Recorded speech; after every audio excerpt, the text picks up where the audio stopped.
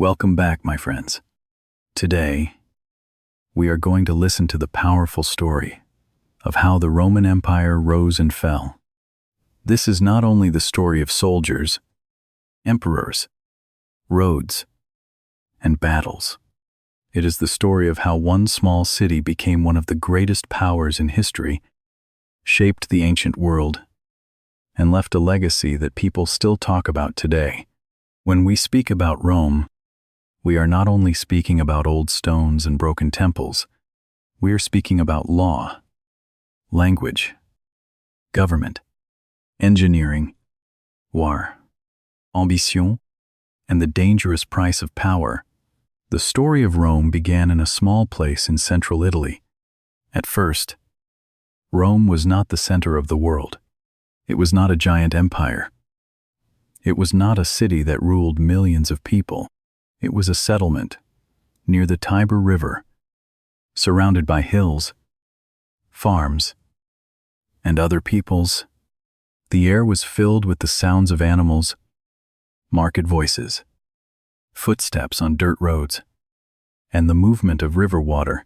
No one standing there in the early days could fully know that this small city would one day control lands from Britain to Egypt, from Spain to Syria, and across much of the Mediterranean world.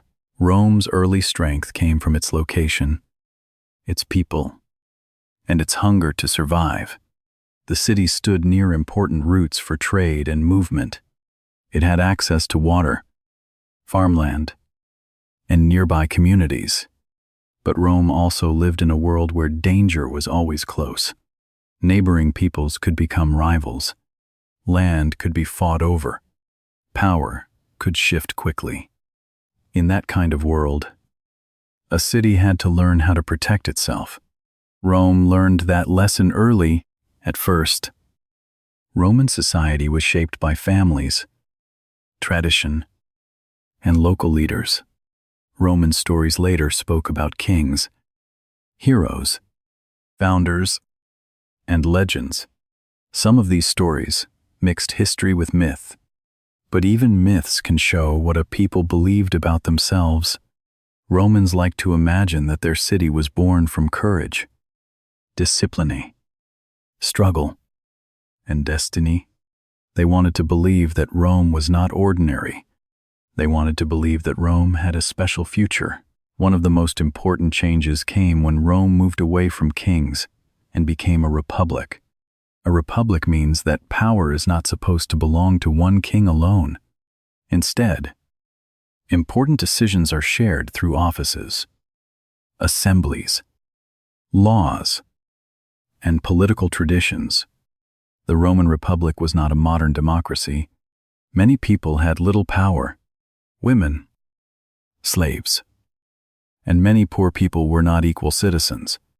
But compared with one-man rule, the Republic created a political system where powerful families, elected officials, and citizens played different roles. This system helped Rome grow, but it also created tension. Wealthy families wanted influence. Ordinary citizens wanted protection and fairness. Soldiers wanted rewards. Leaders wanted honor. Politics in Rome could be serious, dramatic, and sometimes dangerous. People argued about land, debt, rights, war, and power. The Roman Republic was strong, but it was never perfectly calm. Under the surface, ambition was always moving. Rome became powerful because it learned how to fight, but also how to absorb. This was one of Rome's greatest strengths. When Rome defeated other communities in Italy, it did not always destroy them completely.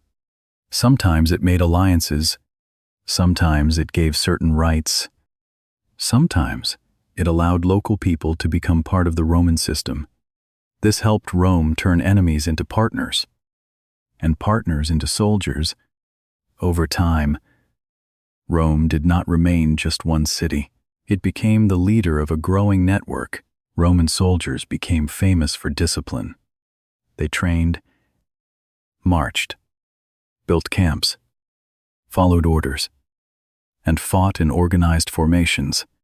The sound of a Roman army on the move must have been powerful sandals and boots hitting the ground, metal armor shifting, commanders giving orders, shields knocking together, and thousands of men moving as one body. Rome did not win every battle. It made mistakes. It suffered defeats. But Rome had a terrifying ability to recover. Many enemies could win one battle against Rome. Very few could survive Rome's determination over many years. As Rome expanded across Italy, it came into conflict with Carthage, a powerful city in North Africa. Carthage was rich, skilled in trade, and strong at sea. The wars between Rome and Carthage became some of the most important conflicts in ancient history. These wars were not small border fights. They were struggles for control of the Western Mediterranean. The most famous Carthaginian general, Hannibal, crossed the Alps with his army and brought fear directly into Italy. For years, Rome faced one of the greatest military threats it had ever known, but Rome survived. That survival changed everything. After defeating Carthage, Rome became much stronger. It gained lands, wealth, and influence.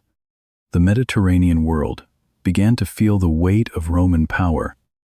Victory made Rome rich, but it also made Rome more complicated. Money flowed into the city. Slaves were brought from conquered lands. Generals became more famous. The gap between rich and poor grew wider.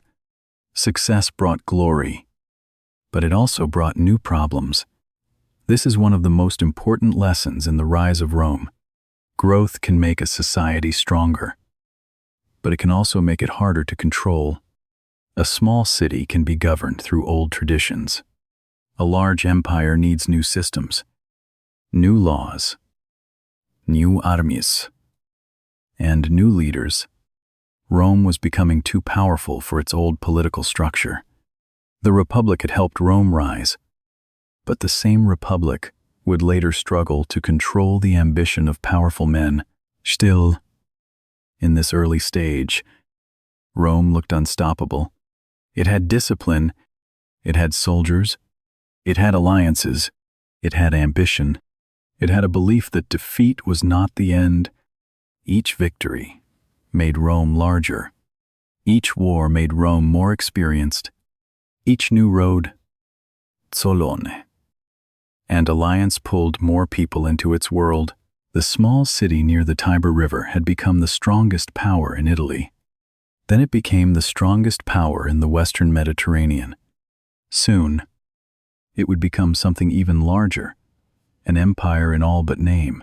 But the rise of Rome carried a warning. The same hunger that built Rome would one day threaten to destroy it. Ambition made Rome great. Ambition would also make Rome dangerous. The Republic was growing rich, proud, and powerful. But inside its success, the seeds of crisis were already beginning to grow as Rome became stronger. The Roman Republic began to face a problem that many powerful societies face. Success made Rome rich, but it also made Rome unstable. When Rome was still a smaller city, its old traditions worked better. Leaders knew the problems more clearly. Citizens understood the dangers around them.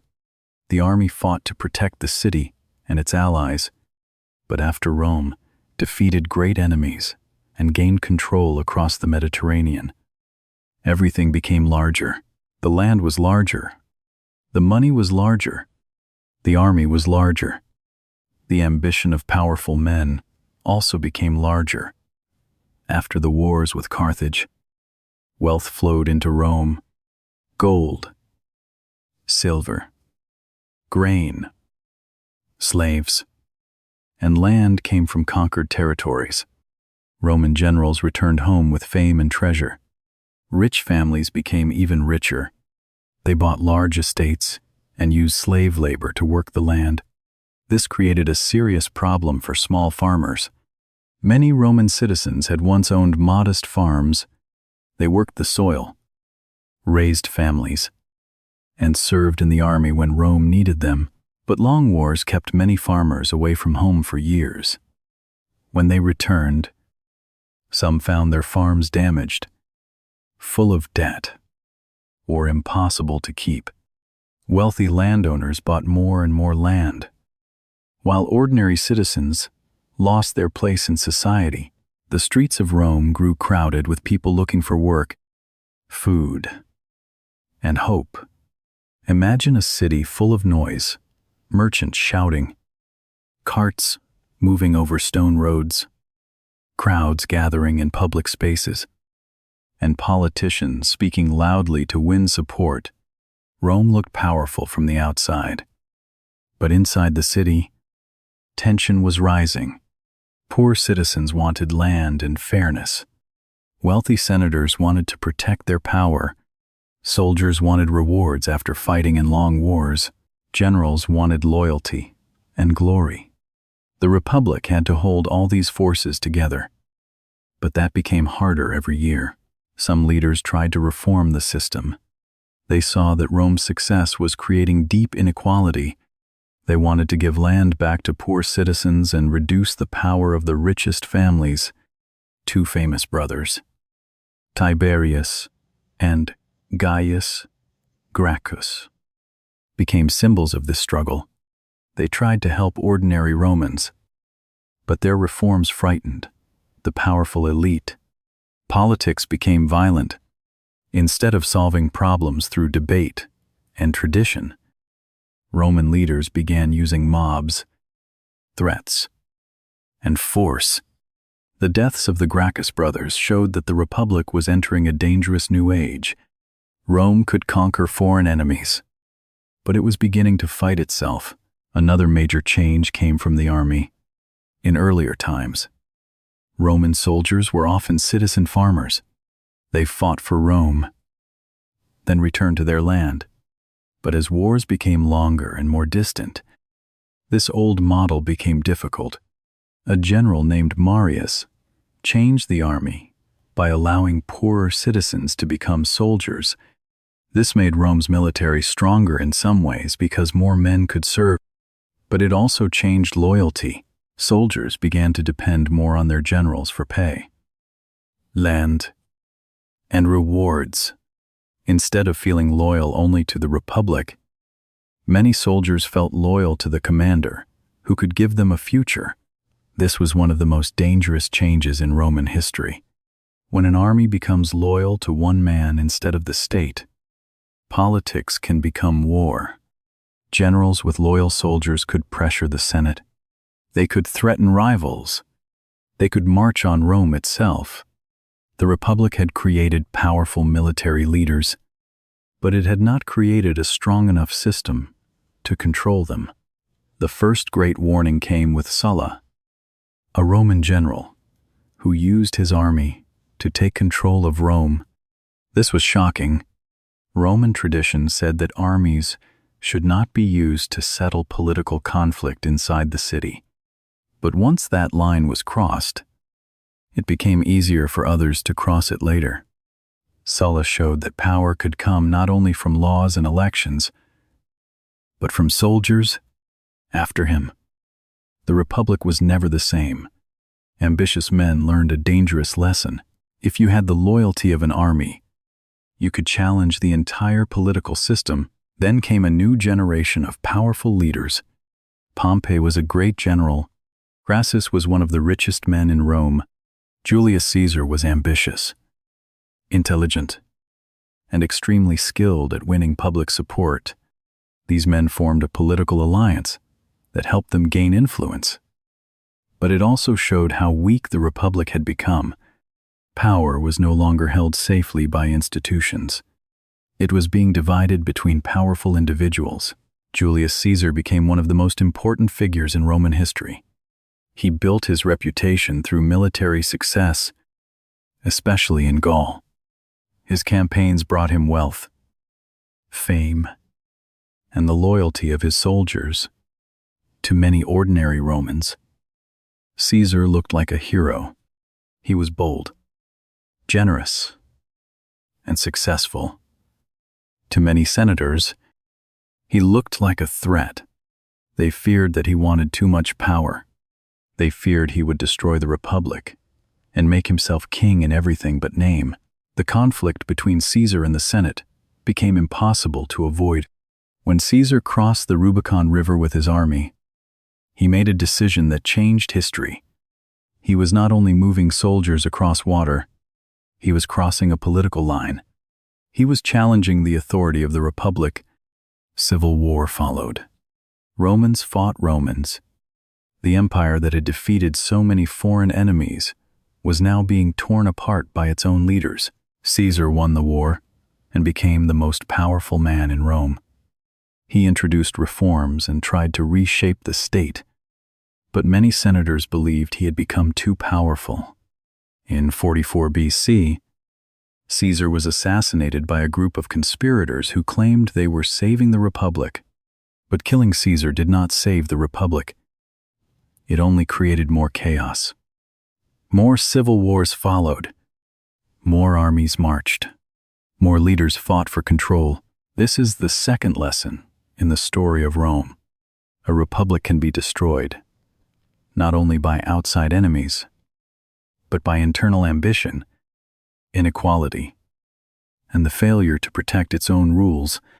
Rome had grown too large and too powerful for its old system. The Republic had built an empire, but it could no longer control the men who commanded that empire. Soon, one man would rise from the chaos. His name was Octavian, later known as Augustus, or Nahim. Rome would stop pretending that it was only a republic. It would become an empire. After years of civil war, Rome was tired.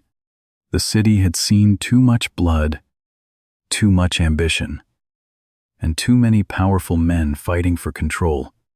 Julius Caesar was dead. But the Republic was not truly alive either. The old system had been damaged by violence, inequality, and military power. Rome needed stability. It needed peace. It needed someone who could end the chaos without making the people feel that they had lost everything.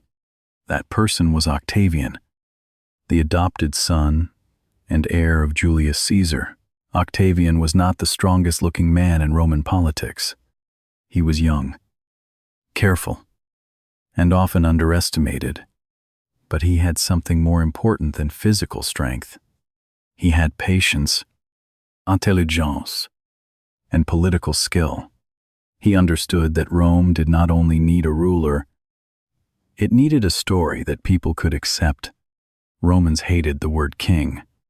Their history taught them to fear one-man rule, so Octavian had to become the most powerful man in Rome without making it look too much like monarchy. This was one of his greatest talents. After defeating his rivals, including Mark Antony and Cleopatra, Octavian became the clear master of the Roman world. But instead of calling himself king, he presented himself as the restorer of peace and order. The Senate gave him the title Augustus, a name that suggested dignity, honor, and almost sacred authority. From that moment, Rome entered a new age. The Republic still seemed to exist on the surface. There was still a Senate. There were still offices, ceremonies, and old traditions, but real power now belonged to Augustus. Rome had become an empire. Augustus understood something that many rulers forget. Power is not stable if people only fear it. Power becomes stronger when people believe it brings safety. After decades of war, many Romans wanted peace more than political purity. They wanted roads to be safe. They wanted trade to move. They wanted farms to recover. They wanted soldiers to stop fighting civil wars. Augustus gave them that. He created order, reorganized the army, improved administration, and helped begin a long period of relative peace, known as the Pax Romana, or Roman peace. The Pax Romana did not mean there was no violence anywhere. Rome still fought wars at the borders. Rebellions still happened. Power could still be harsh, but compared with the chaos of the late Republic, the empire, under Augustus, and later emperors, created a long period of stability across much of the Mediterranean world. Roads connected cities, ships carried goods across the sea, merchants moved olive oil, wine, grain, glass, metals, and luxury items. Messages traveled faster, armies guarded frontiers, Roman law and administration spread across many provinces. This was the golden age of Roman power. Imagine standing on a Roman road, hearing the sound of carts, horses, sandals, and soldiers moving across stone. These roads were more than paths. They were the veins of the empire. They connected distant lands to Rome. They allowed armies to move quickly, officials to travel, and trade to grow. Roman engineers built bridges, aqueducts, baths, amphitheaters, temples, and cities. Water flowed into urban centers through great stone structures. Public baths became places of social life. Amphitheaters filled with crowds. The empire was not only military power, it was a system of movement, construction, law, and daily routine. Rome became a city of astonishing scale. Its streets were crowded with senators, workers, slaves, merchants, soldiers, visitors, and people from across the empire. Different languages could be heard in public spaces. Different goods arrived from distant provinces. The city smelled of smoke, bread, animals, spices, sweat, and stone dust. It was beautiful and chaotic, rich and poor, grand and dangerous at the same time. Marble temples and crowded apartment buildings existed in the same city. Rome showed the glory of empire, but also its inequality. Augustus also used culture to strengthen power. Poets, writers, monuments, and public buildings helped tell the story of Rome's greatness. The empire wanted people to believe that Roman rule brought order to a dangerous world. Art and architecture were not only decoration, they were political messages made of stone, words, and memory. A ruler who controls stories can often control how people understand power, but the golden age of Rome also had a darker side. The empire depended on conquest, taxes, social hierarchy, and slavery. Many people lived under Roman rule without real political freedom. Some benefited from roads, trade, law, and stability. Others suffered under heavy demands. Slaves worked in homes, farms, mines, and public projects. Conquered peoples could lose land, independence, and cultural control. Rome brought order, but that order was often built through force. After Augustus, Rome continued under emperors. Some were capable, some were cruel, some were unstable. This became one of the great weaknesses of the empire. When one person holds the highest power, the character of that person matters deeply. A wise emperor could bring stability. A dangerous emperor could bring fear. Rome had no perfect system for choosing the next ruler. Sometimes power passed smoothly. Sometimes it led to plots, murder, and civil conflict. Still, for a long time, the empire remained strong. It reached one of its greatest heights under emperors like Trajan. When Roman territory became enormous, the Mediterranean Sea was almost like a Roman lake. surrounded by Roman-controlled lands, from Britain in the northwest to Egypt in the southeast. From Spain to Syria, Rome shaped the lives of millions. Its influence touched law, language, architecture, religion, military organization, and government. This is the third lesson in the story of Rome. Stability can make an empire powerful, but stability often has a price. Augustus ended the chaos of the Republic, but he also concentrated power in one ruler.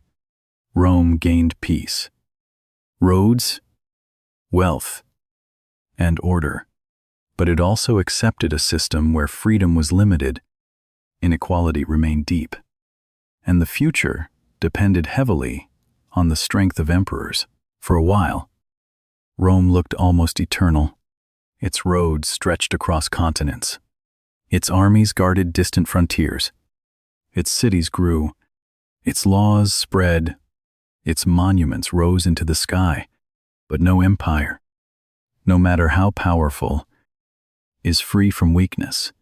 Under the beauty of Roman order, new problems were slowly forming, and over time, those problems would become too large to ignore.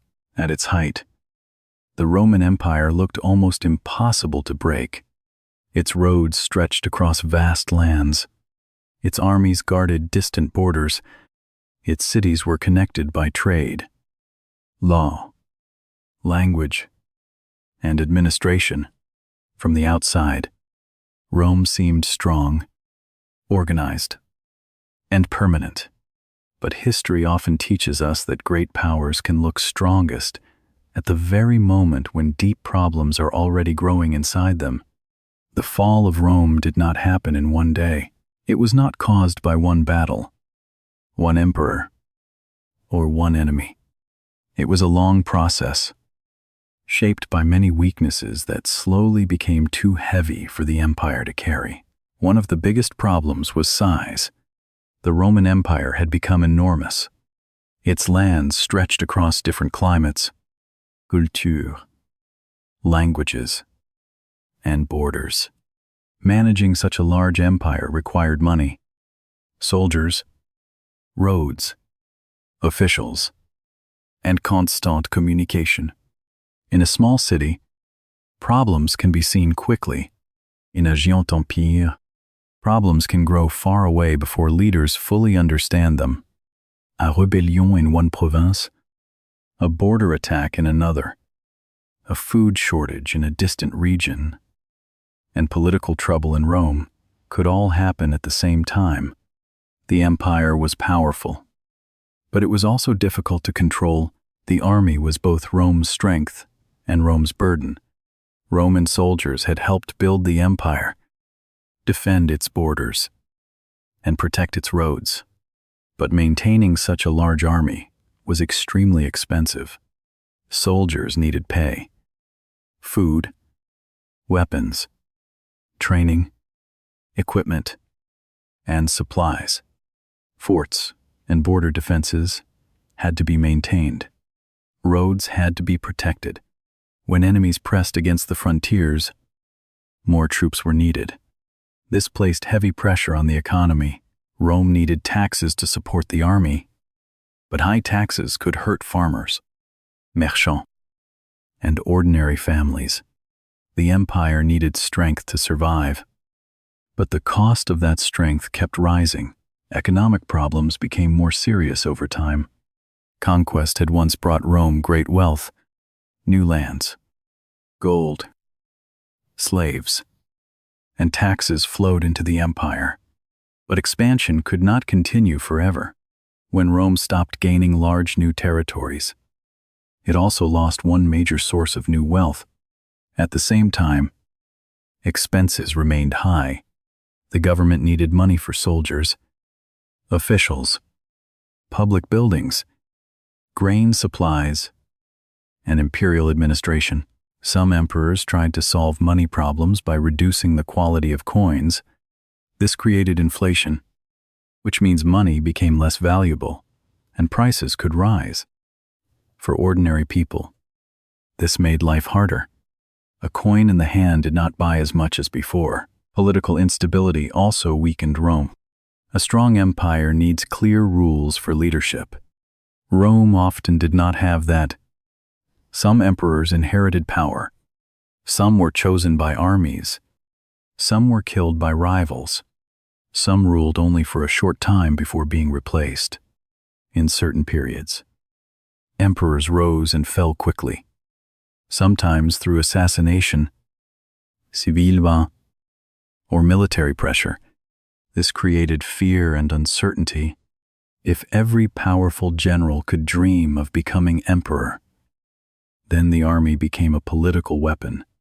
Instead of defending the empire from outside threats, Roman soldiers were sometimes pulled into fights between Roman leaders. Civil wars were especially damaging. When Romans fought Romans, the empire lost money, soldiers, trust, and time. Cities suffered. Provinces were pressured. Armies that should have guarded the borders were used against other Roman armies. Each internal conflict made the empire weaker, even if one side eventually won. A victory in civil war did not truly heal the system. It often created new enemies and new fears. Another major challenge came from outside the borders. Various groups pressed against Roman territory, especially in Europe. Some were looking for land. Some were fleeing other pressures. Some wanted wealth. Some had long histories of conflict with Rome. The Roman Empire had always faced enemies. But over time, defending the frontiers became more difficult. The borders were long, and attacks could happen in many places. Rome sometimes made agreements with outside groups, allowing them to settle inside the empire in exchange for military service or loyalty. These arrangements could help in the short term, but they also showed that Rome no longer had the same control it once had. The empire also changed religiously and culturally. Christianity grew from a small movement into a major force across the Roman world. At first, Christians were sometimes persecuted. Later, Christianity became accepted and eventually favored by emperors. This transformation changed Roman identity. Some historians have argued that Christianity weakened old Roman traditions, while others believe it gave the empire a new moral and cultural structure. The truth is complex. Christianity alone did not cause Rome's fall, but it did show that Roman society was changing deeply. The old world of pagan temples, emperor worship, and traditional civic religion was giving way to something new. In the late empire, leaders tried to solve these problems through reform. One of the most important changes came when the empire was divided into eastern and western parts for easier administration. This made practical sense because the empire was too large for one center to control effectively. The eastern half, with cities like Constantinople, was wealthier and better positioned for trade. The western half faced more serious military, economic, and political problems. Over time, the difference between East and West became very important. The Eastern Roman Empire would survive for many more centuries, while the Western Roman Empire grew weaker. For ordinary people, the decline of Rome was not always visible as one dramatic collapse. Life changed slowly. Taxes felt heavier. Local protection became more important. Roads became less safe in some places. Trade could become harder. Cities in the West lost some of their old energy. Some people depended more on local landowners for safety and survival. The great Roman system that had once connected so many places was beginning to loosen. This is the fourth lesson in the story of Rome. Empires often fall from a combination of pressures. Outside enemies matter, but internal weakness matters too. A society can survive attacks if its economy is strong, its politics are stable, and its people trust the system. But when money weakens, leaders fight each other. Armies become political. Borders become harder to defend. And ordinary people lose confidence. Even a great empire can begin to break apart. Rome had once turned discipline, ambition, and organization into power, but now the same empire was struggling under its own weight. It was still impressive. It was still famous. It still carried the memory of greatness. But the cracks were widening. Soon, the western half of the empire would face the final shocks that turned decline into collapse. The fall of Rome is one of the most famous stories in world history. But it is often misunderstood. Rome did not disappear in one night. There was no single moment when every road, city, law, and memory suddenly vanished. The fall of Rome was a long and painful process. It happened through years of pressure, weak leadership, economic trouble, military danger, and a changing world that the Western Empire could no longer fully control. By the time the final emperor in the West lost power, Rome had already been weakening for generations. One of the great shocks came in 410, when the Visigoths, led by Alaric, entered and sacked the city of Rome. For many people, this was almost impossible to believe. Rome was not only a city, it was a symbol. It was the heart of an empire that had once ruled much of the known world. Even when political power had shifted away from the city, Rome still carried enormous emotional weight. To hear that foreign warriors had entered Rome and taken wealth from the city felt like the breaking of an old world. The sound of fear must have filled the streets, footsteps running over stone, doors closing, people whispering, families hiding, and soldiers moving through a city that had once seemed untouchable. But even after the sack of Rome, the Western Empire continued for a time. This is important to remember. The fall was not instant. Roman officials still existed. Roman armies still fought. Roman traditions still continued in some places. But the empire was weaker now. It could no longer defend all its lands with the same strength. Different groups moved into former Roman territories.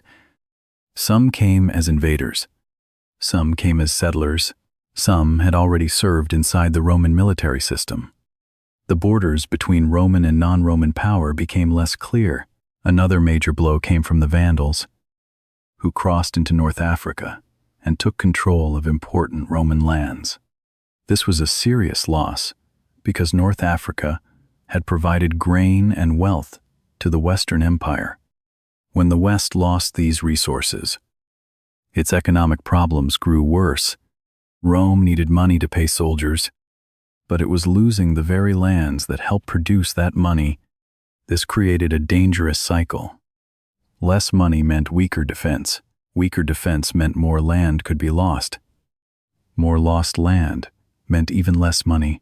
By the 5th century, the Western emperors were often weak figures controlled by powerful generals. Some emperors were young. Some ruled for only a short time. Real power often belonged to military leaders who commanded troops and made the important decisions. The old image of a strong Roman emperor ruling confidently over the world no longer matched reality in the West.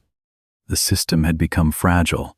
Then, in 476, the traditional date for the fall of the Western Roman Empire arrived. A Germanic leader named Odoacer removed the young emperor Romulus Augustulus from power. This moment is often used as the symbolic end of ancient Rome in the West. But again, life did not simply stop. People still farmed. People still traded. People still spoke Latin in many places. Roman laws, roads, buildings, and customs did not vanish overnight. What ended was the old Western imperial government, the Eastern Roman Empire, centered in Constantinople, continued for almost 1,000 more years. Today, historians often call it the Byzantine Empire, but its people saw themselves as Romans. This means that the story of Rome did not truly end in 476. It changed form. The Eastern Empire preserved Roman law, administration, Christianity, and imperial traditions long after the West had fallen. This is one reason Rome's legacy is so powerful. Even when one part collapsed, another part continued. The legacy of Rome is everywhere. Roman law influenced later legal systems. Roman ideas about citizenship, government, and public authority shaped political thought for centuries. The Latin language influenced many modern languages, including Italian, French, Spanish, Portuguese, and Romanian. Roman roads, arches, aqueducts, and buildings inspired later architecture and engineering. Even today, people visit Roman ruins and feel the size of its ambition. Broken columns and ancient stones still speak quietly about power, beauty, and time. Rome also left a warning. It shows that no empire is permanent. A society can be rich, organized, and feared, but still weaken from within. Military strength alone is not enough. Roads and buildings are not enough. A powerful past is not enough. A society also needs stable leadership, a healthy economy, trust, fairness, and the ability to adapt. Rome had many strengths, but over time, its weaknesses became too large. The fall of Rome also teaches us that collapse does not always look like one dramatic explosion. Sometimes collapse is slow. A system becomes harder to manage. Problems become normal. People lose faith. Leaders fight for themselves. Borders become unstable. Money loses value. Public life becomes weaker. Then one day, people look around and realize that the old world has already changed. So why do we still remember Rome? We remember it because Rome became one of the greatest examples of human ambition in history. It began as a small city near a river and became an empire that shaped millions of lives. It built roads across continents. It created laws, cities, armies, and systems that influence the future. It showed what organization and discipline can create, but it also showed what greed, inequality, overexpansion, and political violence can destroy. This is the final lesson from the rise and fall of Rome. Power can build great things, but power must be controlled. Ambition can lift a city to greatness, but ambition without limits can also break it apart. Rome rose because it was disciplined, practical, and determined. Rome fell because the problems inside the empire became too heavy, and the pressure from outside became too strong. Thank you for listening to this story. Now, write one simple sentence in the comments. You can write, "I learned that even the greatest empires can fall." Keep listening, keep learning, and I will see you in the next story.